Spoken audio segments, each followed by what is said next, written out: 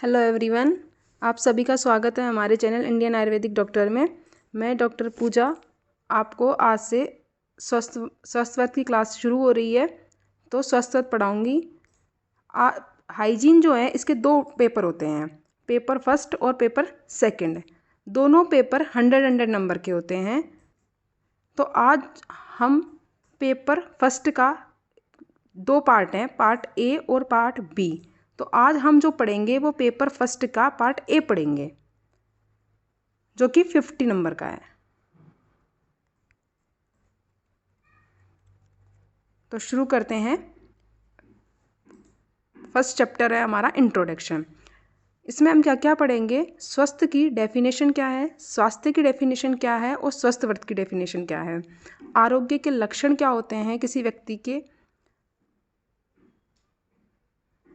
स्वस्थ वर्त का प्रयोजन, WHO की हेल्थ की डेफिनेशन क्या है, डायमेंशन क्या है हेल्थ के, फिजिकल, मेंटल और सोशल हेल्थ के डायमेंशन क्या है, वेलबींग का जो कॉन्सेप्ट है वो पढ़ेंगे।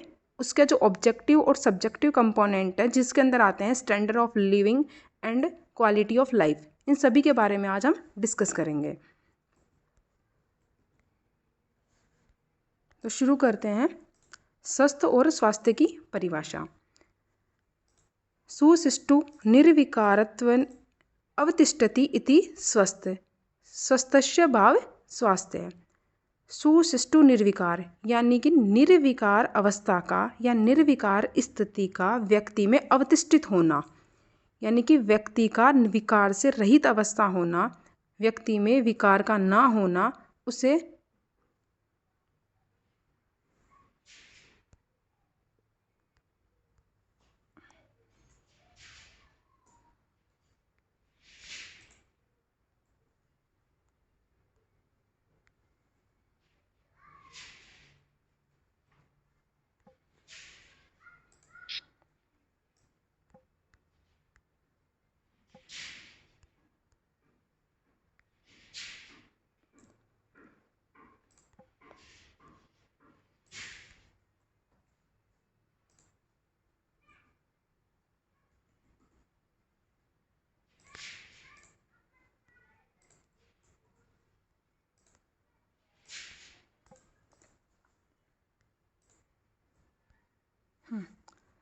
व्यक्ति में विकार रहित स्थिति का होना क्या कहलाता है? स्वस्थ कहलाता है, तथा व्यक्ति के स्वस्थ के भाव को ही स्वास्थ्य कहते हैं। स्वस्थ मतलब होता है हेल्थी और स्वास्थ्य का मतलब होता है हेल्थ। सेकंड है स्वस्थ वर्त की परिभाषा। यहाँ से ये क्वेश्चन एग्जाम में पूछा जाता है, ये 2 नंबर में डेफिनेशन आती है। स्वस्थ वर्त की परिभाषा लिखिए। स्वस्थ वर्त 2 शब्दों से मिलकर बना है, स्वस्थ और व्रत। स्वस्थ वर्त का मतलब होता है कि हमें हमारे शरीर को बनाए रखने के लिए, स्वास्थ्य को बनाए रखने के लिए जो हम व्यवहार करते हैं, जो आहार विहार, जो ऋतुचर्या, जो दिनचर्या, इन सब का जो पालन करते हैं, वो सभी किस में आते हैं? स्वस्थ वर्त में आते हैं। तो स्वस्थ वर्त की डेफिनेशन है स्वस्मिन् स्थाने स्वस्मिन् कर्मसु स्वशु रूप स्थिते तत्व्रतम स्वस्थ वर्तम। यानी कि दोष, धातु, मल ये तीनों अपने अपने स्थान में रहते हुए अपने अपने कार्य को और प्राकृत अवस्था में अपने कार्य को करते हैं, विकृत अवस्था में अपने कार्य को नहीं करते हैं, तो वो कहलाता है स्वस्थ वर्त। इन सब का पालन करना स्वस्थ वर्त कहलाता है। जैसे कि वह आहार विहार जिसको करने से हमारे दोष, धातु, ये तीनों जो हैं अपने अपने स्थान में रहें, जैसे पित्त का स्थान, कफ का स्थान और वात का स्थान। वात, पित्त, कफ ये तीनों जो हैं अपने प्राकृतिक स्थान में, पक्वाशय, आमाशय, इन सब में रहे और अपने अपने कार्य को करते रहे और प्राकृत रूप में रहें, विकृत रूप में नहीं रहें। तो इन सब का पालन करना, ऐसा आहार विहार करना, उसे क्या कहते हैं? स्वस्थ वर्त कहते हैं। इंपॉर्टेंट डेफिनेशन है। नेक्स्ट है आरोग्य के लक्षण, यानी स्वस्थ व्यक्ति के अंदर कौन कौन से लक्षण होने चाहिए। ये है अलग अलग आचार्य के ऊपर अलग अलग है। तो सबसे पहले पढ़ते हैं आचार्य सुश्रुत के अकॉर्डिंग आरोग्य का लक्षण क्या है। सम दोष है, समाग्निश, सम धातु मल क्रिय है, प्रसन्न इंद्रिय मना स्वस्थ इत्यभि दीयते। मतलब क्या है इसमें कि व्यक्ति के दोष समान हो, अवस्था में रहे, अग्नि समान हो, धातुएं आपस में सम प्रमाण में हो, सभी धातुएं प्रॉपर रूप से बन रही हो, सभी मल अपनी अपनी क्रियाएं उचित रूप से कर रहे हो, उनका विसर्जन, उनका निर्माण पर्याप्त हो रहा हो, आत्मा इंद्रियां मन प्रसन्न अवस्था में हो, वह व्यक्ति स्वस्थ कहलाता है। देखिए, जिस व्यक्ति के दोष समान अवस्था में हो, अग्नि समान हो, धातुएं समान हो, सम प्रमाण में हो, सभी मल अपनी क्रियाएं सुचारू रूप से कर रहे हो, आत्मा इंद्रिय और मन प्रसन्न अवस्था में हो, वह व्यक्ति स्वस्थ कहलाता है। ऐसा आचार्य सुश्रुत के अकॉर्डिंग है आरोग्य के लक्षण या स्वस्थ व्यक्ति के लक्षण।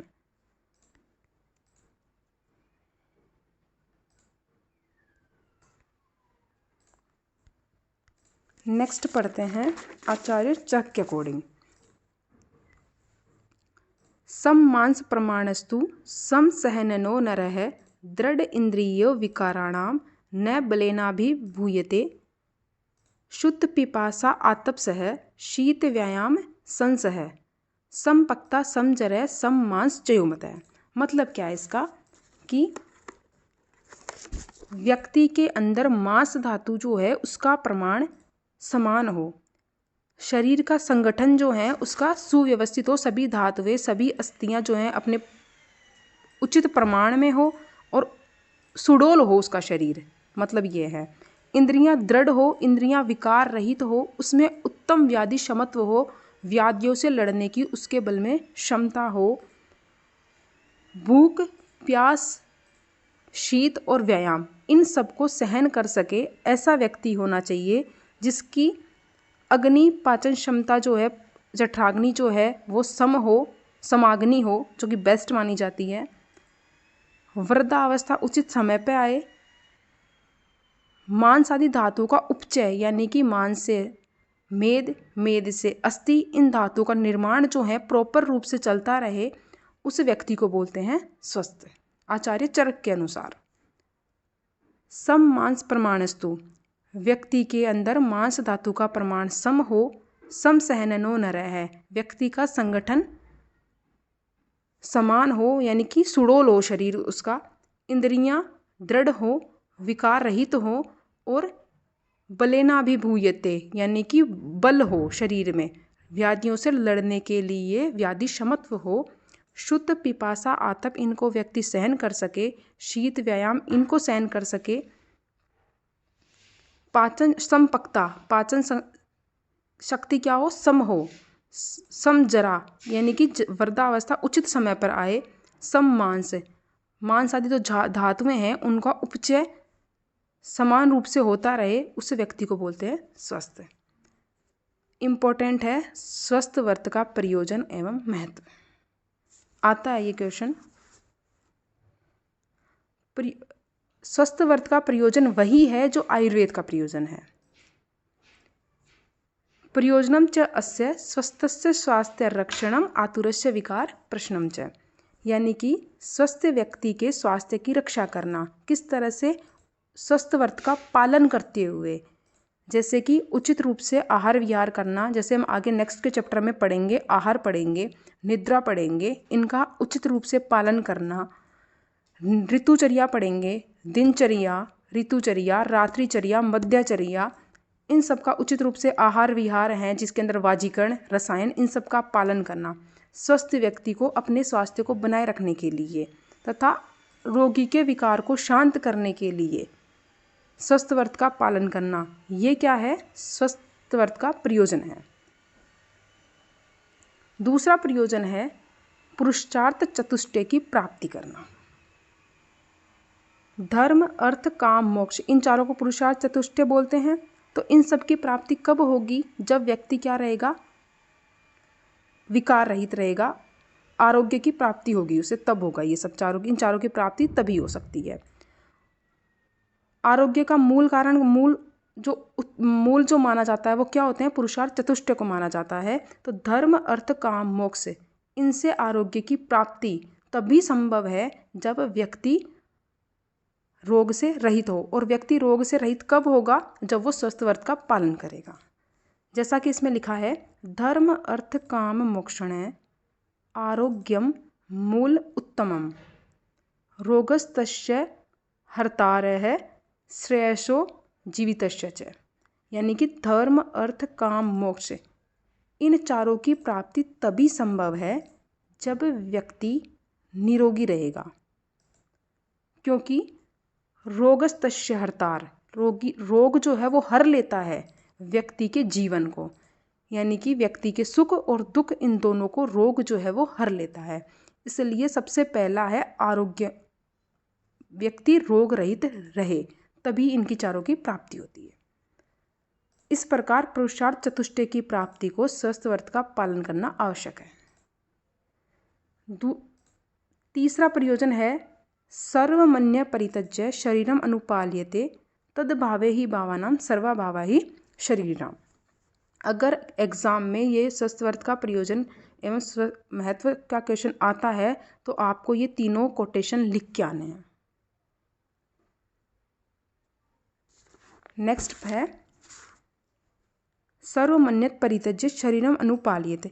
व्यक्ति को सभी कार्य छोड़कर सबसे पहले अपने शरीर की रक्षा करनी चाहिए, क्योंकि व्यक्ति का शरीर जब स्वस्थ रहेगा तभी अन्य भाव जो हैं वो संभव हो सकेंगे। कुछ भी कार्य करेगा तब करेगा जब वो स्वस्थ रहेगा। तीसरा कोटेशन ये है सर्वमन्य परित्यज्य शरीरम अनुपाल्ये तद्भावे ही भावनाम सर्वभाव शरीराणाम। मतलब क्या है इसका कि सबसे पहले इंसान को सभी काम छोड़ के शरीर की रक्षा करनी चाहिए, क्योंकि व्यक्ति का जब शरीर आरोग्य की प्राप्ति कर लेगा तभी उसके जो सारे भाव है, सभी कार्य जो है व्यक्ति के, वो कर पाएगा प्रॉपरली। देखते हैं, व्यक्ति को सभी कार्य छोड़कर सर्वप्रथम शरीर की रक्षा करनी चाहिए, क्योंकि स्वस्थ रहने पर ही अन्य भाव है। क्योंकि अगर स्वास्थ्य ही ठीक नहीं होगा तो कुछ भी कार्य संभव नहीं हो पाएगा। अब नेक्स्ट है हमारा WHO के अकॉर्डिंग हेल्थ की डेफिनेशन कब दी? 1948 में दी थी। डेफिनेशन क्या है WHO के अकॉर्डिंग हेल्थ की? WHO कहता है कि किसी भी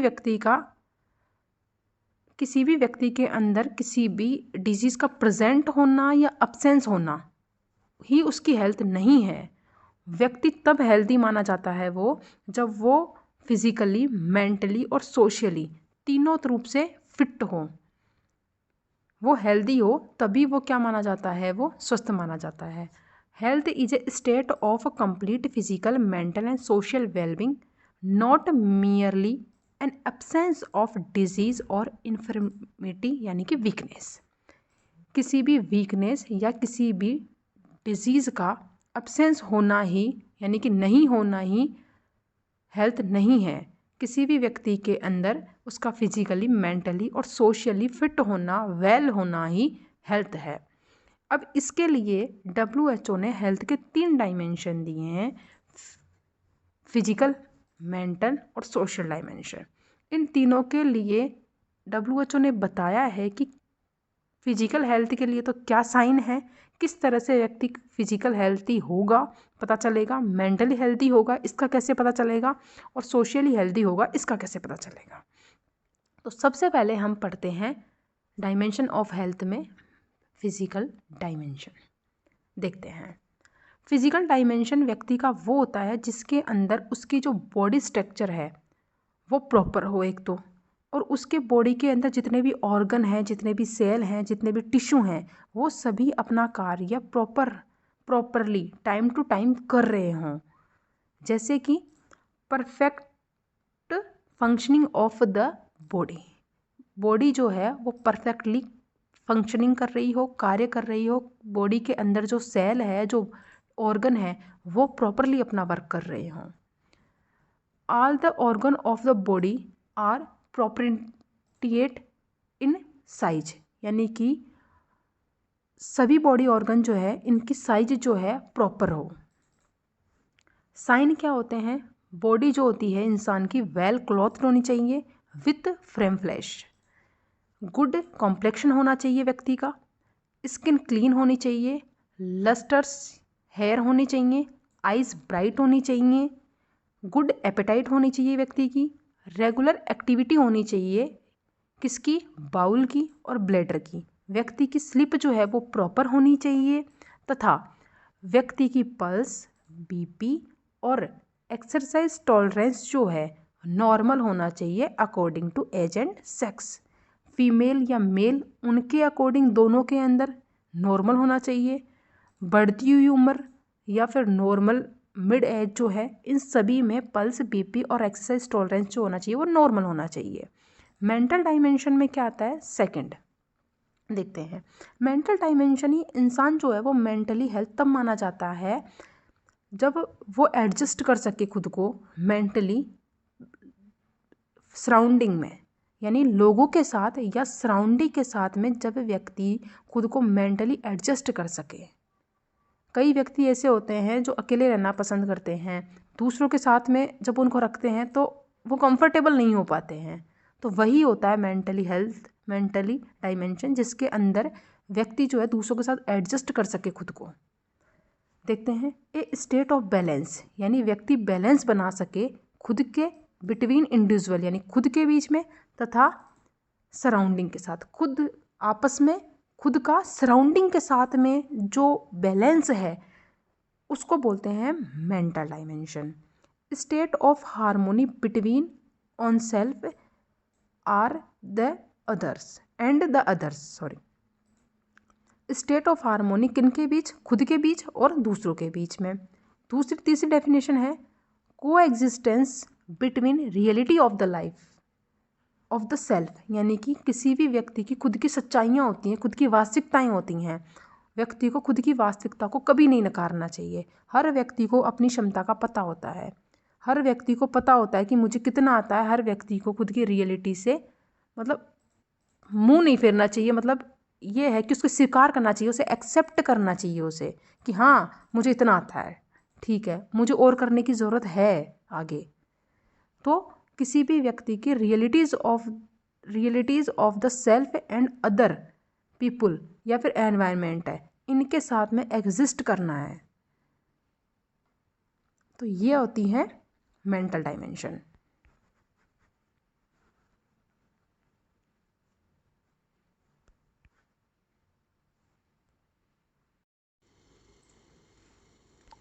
नेक्स्ट है फ्री फ्रॉम इंटरनल कॉन्फ्लिक्ट्स, यानी कि खुद से ही संघर्ष ना करना व्यक्ति का he is not war with himself, यानी कि ऐसा नहीं है कि व्यक्ति खुद से ही लड़ता रहे, अंदर मन के अंदर द्वंद्व ना चलना, अंतर्द्वंद ना चलना मन के अंदर। उसे फ्री होना चाहिए कि उसका खुद के साथ में किसी प्रकार का कोई युद्ध नहीं है। अपनी पहचान के लिए सर्च करना, सर्च फॉर आइडेंटिटी, यानी अपनी पहचान बनाना अलग से खुद की। वेल एडजस्ट विद अदर्स, दूसरों के साथ में एडजस्ट होना। Has a strong six sense of self esteem, problem का फेस करना, ट्राई करना किसी भी प्रॉब्लम को सॉल्व करने की इंटेलिजेंस से। किसी भी व्यक्ति की मेंटल हेल्थ का पता तब चलता है जब वह व्यक्ति अपने ऊपर आई मुसीबतों का सामना कैसे करता है, प्रॉब्लम का फेस कैसे करता है और उनको सॉल्व कैसे करता है। तो ये सब थे मेंटल हेल्थ के साइन। नेक्स्ट पढ़ते हैं सोशल हेल्थ। उसके बाद पढ़ते हैं सोशल डायमेंशन।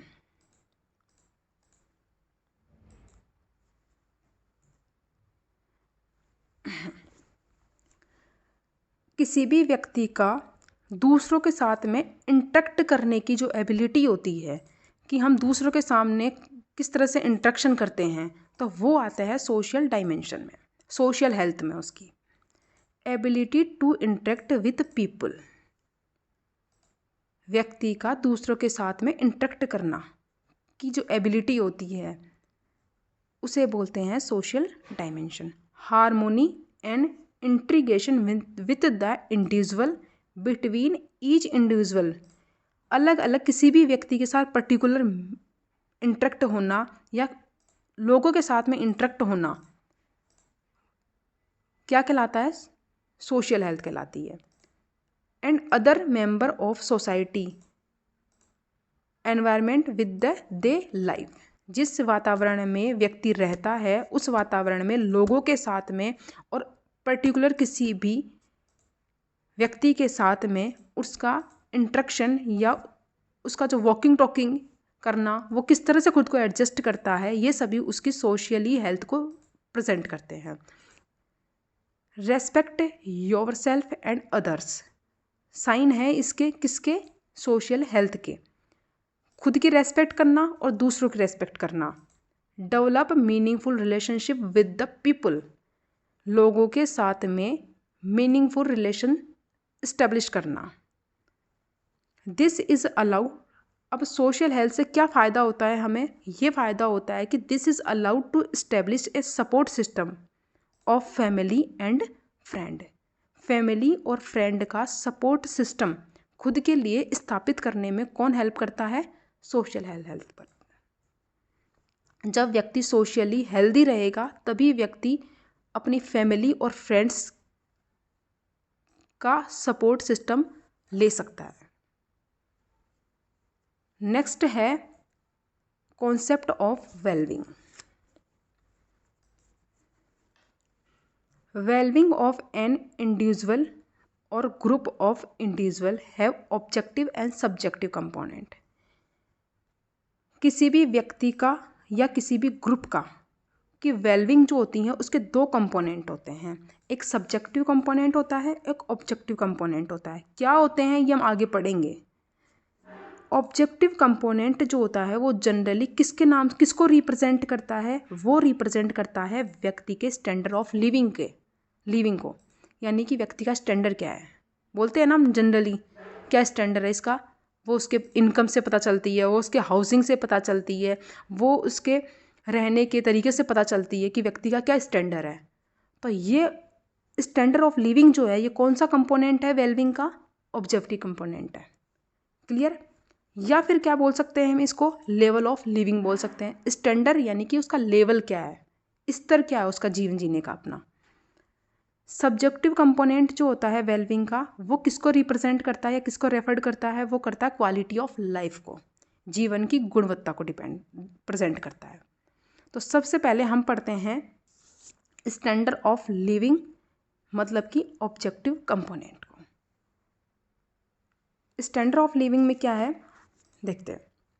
WHO के अकॉर्डिंग स्टैंडर्ड ऑफ लिविंग का पता कैसे चलता है? किसी भी व्यक्ति की इनकम के द्वारा, उसके ऑक्यूपेशन के द्वारा कि उस व्यक्ति का व्यवसाय क्या है, उस व्यक्ति का स्टैंडर्ड ऑफ हाउसिंग क्या है। यानी कि हाउसिंग में यानी एक ही रूम में हाउसिंग आगे हम पढ़ेंगे, जब हमारा पार्ट पेपर सेकंड आएगा उसके अंदर हाउसिंग पढ़ेंगे हम।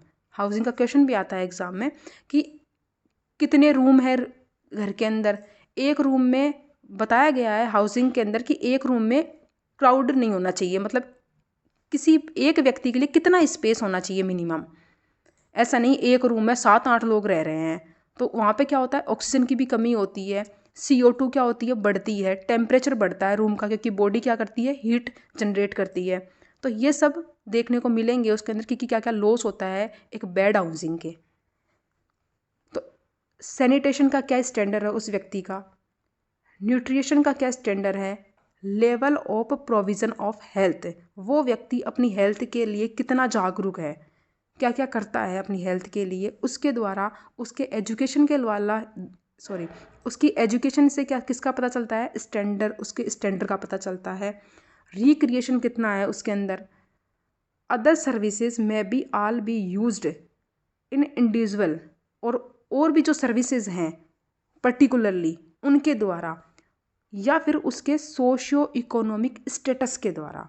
किसी भी व्यक्ति का सोसाइटी में क्या स्टेटस है और उसका इकोनॉमिकली क्या स्टेटस है, इन सभी के द्वारा किसका पता चलता है? स्टैंडर्ड ऑफ लिविंग का पता चलता है। तो ये सभी इंडेक्स किसको बताते हैं? ये सभी मेजरमेंट किसके हैं? स्टैंडर्ड ऑफ लिविंग के मेजरमेंट आते हैं। ये एग्जाम में क्वेश्चन आते हैं। कॉन्सेप्ट ऑफ वेलबींग का ये नहीं आता है standard of living. Direct question ऐसे आता है स्टैंडर्ड ऑफ लिविंग और क्वालिटी ऑफ लाइफ से आप क्या समझते हैं, क्वेश्चन ऐसे आते हैं।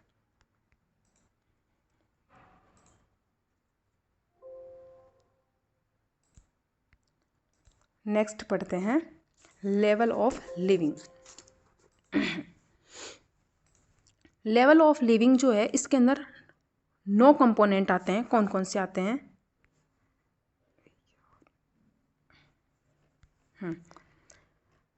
लेवल ऑफ लिविंग जो है 9 कंपोनेंट आते हैं। कौन कौन से? किसी भी व्यक्ति के लेवल को प्रेजेंट करने के लिए कौन कौन से कंपोनेंट हो सकते हैं? उनमें पहला कंपोनेंट है उसकी हेल्थ, उसका फूड, किस तरह का फूड ले रहा है वो व्यक्ति, कितना कंजप्शन है, एजुकेशन क्या है, उसका ऑक्यूपेशन, उसका वर्किंग कंडीशन क्या है, मतलब हाइजीन मेंटेन करते हुए वर्किंग करता है कि नहीं करता है, या फिर किस लेवल का वो काम करता है, उसके द्वारा, उसकी हाउसिंग के द्वारा, उसकी सोशली सिक्योरिटी के द्वारा, उसके क्लॉथिंग के द्वारा, इन सब के द्वारा व्यक्ति की लेवल पता चलता है, स्टैंडर्ड पता चलता है। क्लॉथ के द्वारा भी पता चलता है, ये तो आप सभी सोसाइटी में रहते हैं, सबको पता है। रिक्रिएशन के द्वारा और व्यक्ति के ह्यूमन राइट के द्वारा किसका पता चलता है? लेवल ऑफ लिविंग के मेजरमेंट होते हैं इन सब के द्वारा। लास्ट है हमारा क्वालिटी ऑफ लाइफ। जीवन की गुणवत्ता का जो पता चलता है वो WHO के अकॉर्डिंग किससे पता चलता है? The condition of life resulting from the combination of the effect of complete range of factor such as those are determining. वो फैक्टर जो इन सबको इफेक्ट करते हैं, इनके द्वारा किसका पता चलता है? क्वालिटी ऑफ लाइफ का पता चलता है। हेल्थ को इफेक्ट करने वाले फैक्टर्स के द्वारा, हैप्पीनेस को, किसी भी व्यक्ति की हैप्पीनेस, उसकी एजुकेशन, उसके सोशल और intellectual attainments, freedom of action के द्वारा, जस्टिस और फ्रीडम ऑफ एक्सप्रेशन, इन सब से किसकी रेंज डिसाइड होती है? क्वालिटी ऑफ लाइफ की रेंज डिसाइड होती है।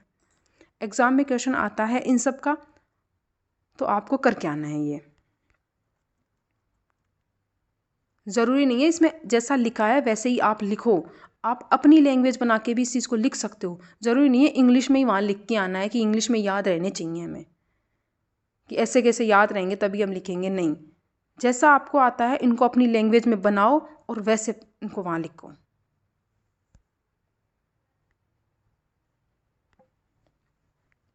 आज के लिए इतना ही। नेक्स्ट टॉपिक शुरू करते हैं कल से, दिनचर्या। धन्यवाद।